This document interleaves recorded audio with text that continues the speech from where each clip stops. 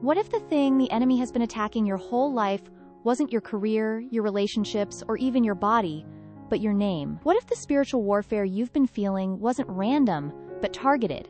Because your name carries an assignment from God that the enemy recognized long before you did. I'm not here to talk about cute name meanings or personality quizzes. I'm here to talk about spiritual blueprints, divine identity, and the war the enemy wages to keep you from ever answering to who God actually called you to be. Because the truth is, if you don't know your name, the enemy will give you one. He'll name you rejected. He'll name you abandoned. He'll name you invisible, unloved, unworthy, too late, too much. And if you believe it long enough, you'll start to live under it. But God has always called you by name. Before your parents saw you, before your trauma tried to rename you, before you ever questioned your worth. In this first video, I'm going to share with you how the enemy tried to steal my name before I even knew how to spell it, and how God used the meaning of my name to reveal my identity, my calling, and the reason I was under spiritual attack for so many years. You are not random, you are not overlooked, and the battle you're in is not without purpose.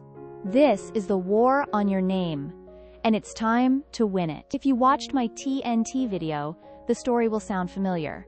If you have not watched it, please check it out.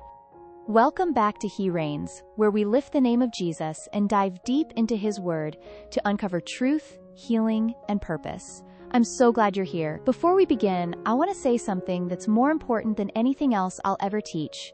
Jesus Christ is alive.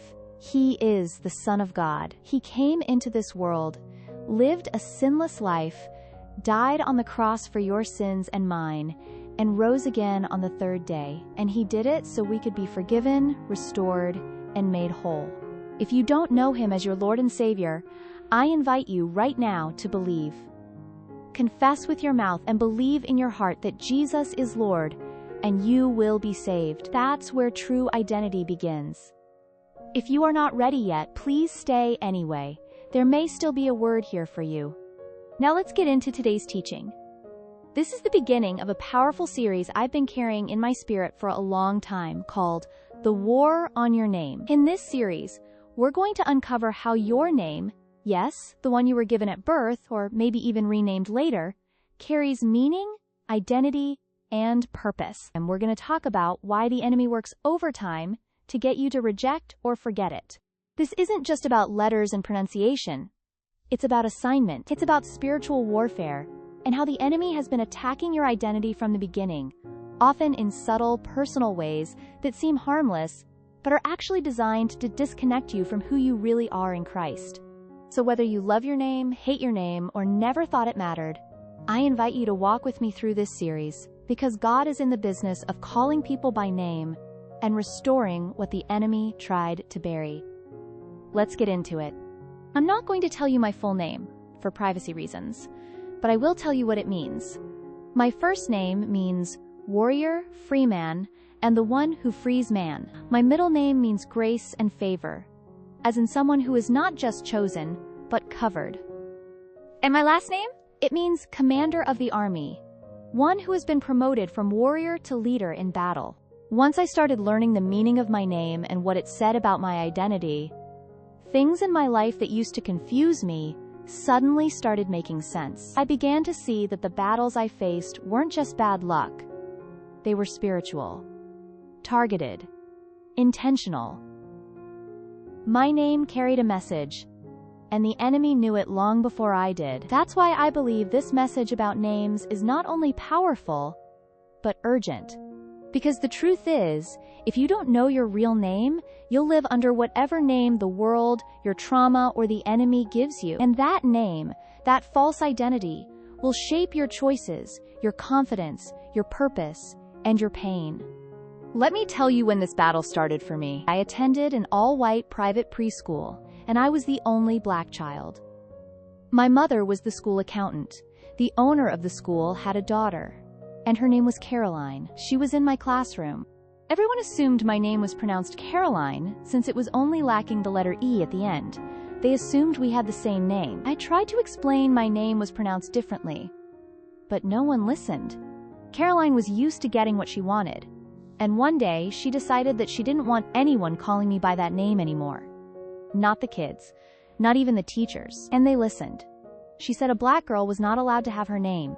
She would throw fits, loud, violent, entitled screaming fits, anytime someone tried to call me by our shared name, which was not actually my name.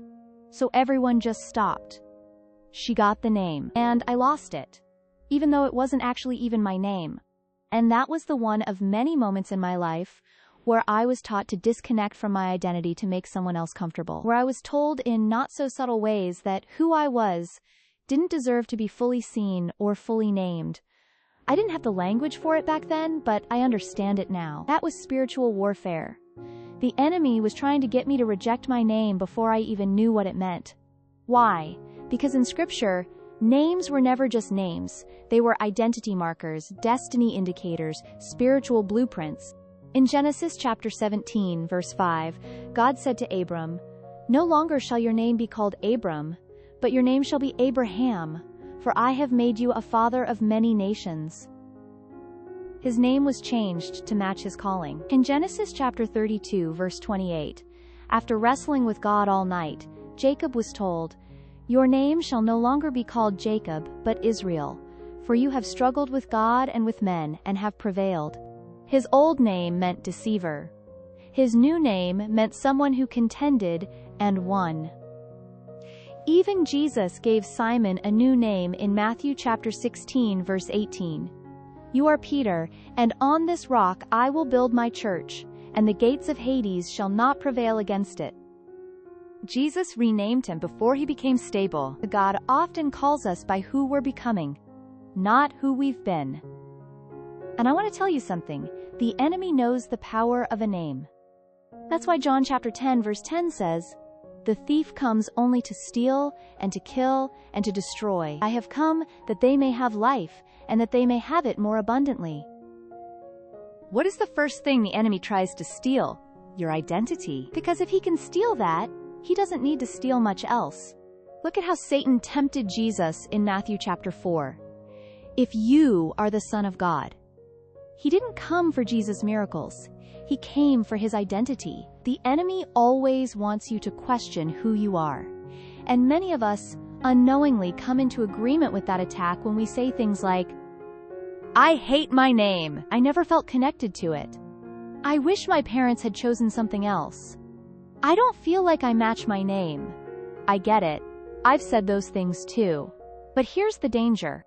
When you reject your name, you often reject the inheritance that's attached to it. You reject the assignment, the spiritual DNA, and the authority that God intended to activate through it. And that opens a door for the enemy to rename you in ways God never intended. Genesis chapter 3, verse 11 asks one of the most powerful questions in the Bible. Who told you that you were naked? God was saying, who told you something was wrong with you? Who gave you a name I didn't give you? That question still echoes today. Who told you you're unworthy? Who told you you're too broken to be used? Who told you you're invisible? Who told you you don't deserve your own name? Because I promise you, that did not come from God. Isaiah chapter 43 verse 1 says, "But now, thus says the Lord, who created you, O Jacob, and he who formed you, O Israel. Fear not, for I have redeemed you. I have called you by your name. You are mine." And Jeremiah chapter 1 verse 5 says, "Before I formed you in the womb I knew you. Before you were born I sanctified you.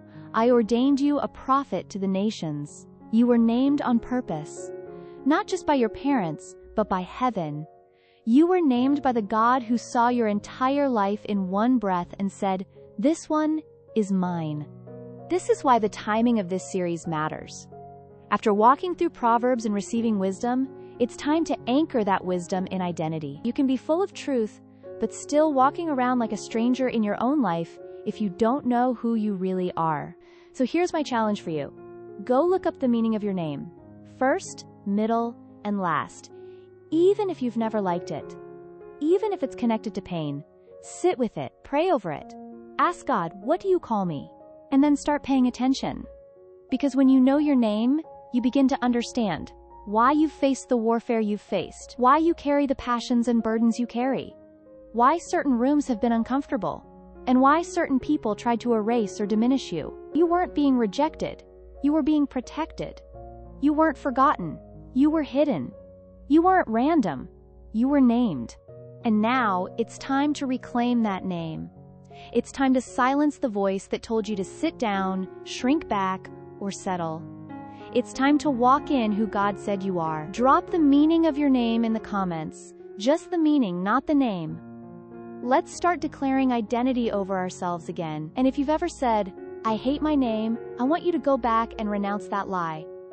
God doesn't make mistakes. Not in your creation. Not in your name. The war on your name ends here. Closing prayer.